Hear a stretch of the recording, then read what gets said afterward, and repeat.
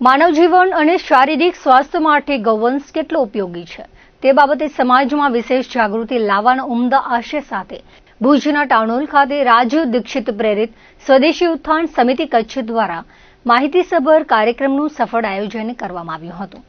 ગૌરસ Vidya the untold story of milk શીર્ષક હેઠળ યોજાયેલા કાર્યક્રમમાં બહોળી સંખ્યામાં નગરજનો પોતાના પરિવાર અને મિત્ર મંડળ સાથે ઉપસ્થિત રહ્યા હતા. શરૂઆતમાં વૈદિક મંત્રોચ્ચાર સાથે ગૌમાતાની સેવાનો સંકલ્પ દોહરાવવામાં આવ્યો હતો. આ પાવન અવસરે ઉપસ્થિત શ્રોતાઓએ ગૌવંશ પ્રત્યે આદર અને જાગૃતિ કેળવવાની પ્રેરણા મેળવી હતી.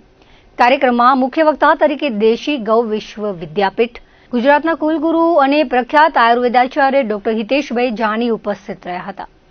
વક્તવ્યમાં દેશી ગાયના દૂધના અમૃત સમાન ગુણો વિશે ઊંડાણપૂર્વક પ્રકાશ પાડ્યો હતો. તેમણે જણાવ્યું હતું કે પૃથ્વી પર ગૌવંશ એ જાગૃત દેવ સ્વરૂપ છે અને તેનું દૂધ પૃથ્વી પરનું અમૃત છે. તેમ છતાં વર્તમાન સમયમાં ગૌમાતા ખૂબ ઉપેક્ષિત થઈ રહી છે, જે ચિંતાનો વિષય છે.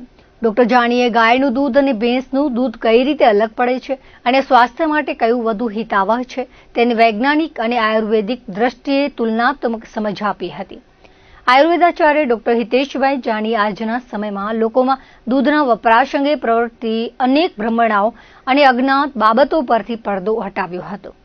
તેમણે બજારમાં મળતા કોથળીના એટલે કે પેકેટના દૂધના વપરાશ સામે સવાલો ઉઠાવીને તેની પીવાલાયક ગુણવત્તા વિશે લોકોને માહિતગાર કર્યા હતા.